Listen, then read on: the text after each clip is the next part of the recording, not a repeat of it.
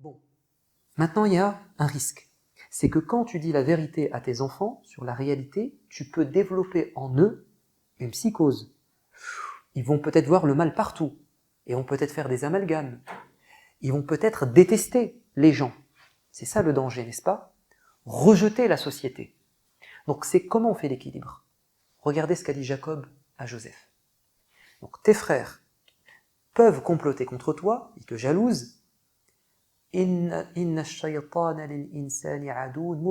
sache que l'ennemi véritable de l'homme, c'est le diable. Autrement dit, tes frères vont te faire ou peuvent te faire du mal, mais ils ne sont pas complètement responsables. Derrière, il y a un diable. C'est lui notre ennemi à tous.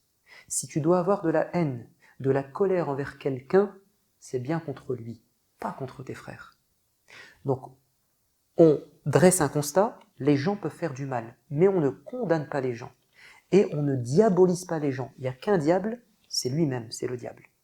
Et là, vous orientez cette haine qui peut naître chez l'enfant, non pas contre ses semblables, mais contre une créature malfaisante, qui, elle, restera malfaisante à tout jamais. Ça, c'est hyper intéressant. Pourquoi?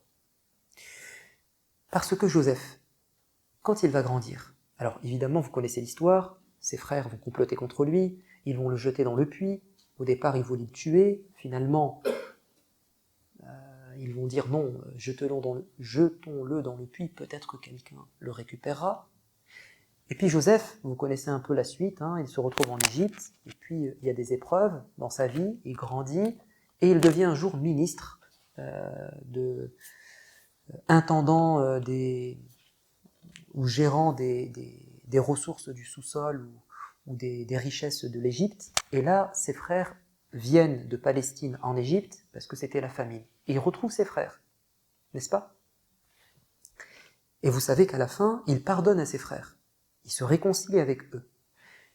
À la fin de la sourate, vous avez un passage qu'il faut mettre en correspondance avec ce qu'a dit le père à son fils. Parce que là, c'est une éducation. Le père éduque son fils. N'aie pas de haine contre tes frères.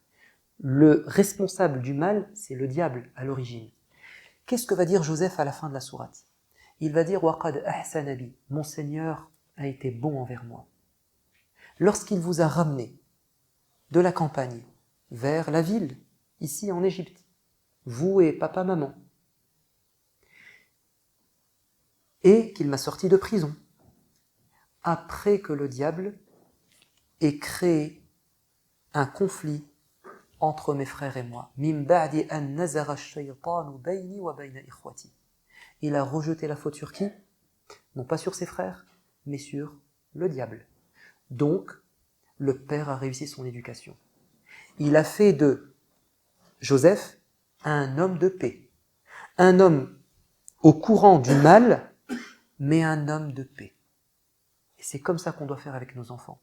On leur parle de ce qui est mauvais, mais on ne développe pas de haine chez eux. Parce que notre objectif, c'est qu'ils deviennent des Joseph plus tard.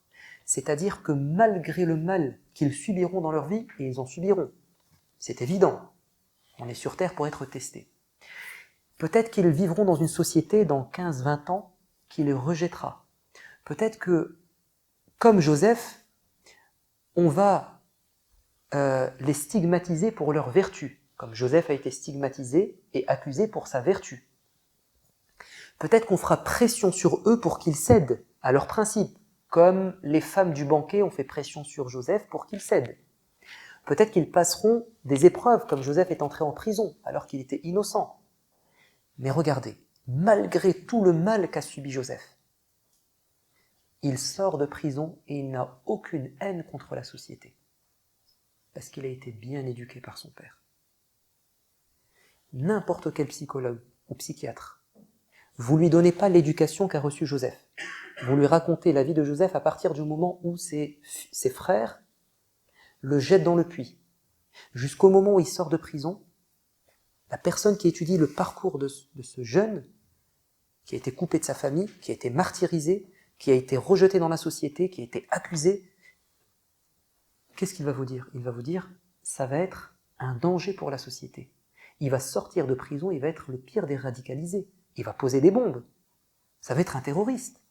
Mais il a subi que du mal. C'est vrai, un être humain pourrait réagir comme ça. Mais quand on a la foi, on voit les choses autrement. Et on déborde d'amour et de miséricorde. Joseph sort de prison, il ne demande pas à retourner chez son père et sa mère, parce que le roi va lui dire, tu es innocent, tu fais ce que tu veux. Il n'a pas dit, je veux retourner chez mes parents. Il n'a pas dit, je veux retourner auprès d'un prophète, qui est son père. Il a dit, je veux rester là, dans cette société d'accueil qui m'a fait tant de mal. Mais parce que je me sens obligé de m'engager dans cette société, car je suis convaincu que dans 7 ans, l'Égypte va connaître la famine, et donc il y a des gens qui vont mourir de faim. Et je sais qu'il y a de l'injustice, et que les riches ne vont pas partager avec les pauvres, donc je veux être le ministre des Finances ou de l'Agriculture, et moi dès maintenant je vais gérer cette crise, et je partagerai équitablement les richesses, la nourriture auprès des gens. Donc on a affaire à une personne qui véritablement est un citoyen accompli, un croyant épanoui, qui a compris sa mission et qui ne dégage aucune haine, mais que du positif. C'est ça l'éducation des prophètes.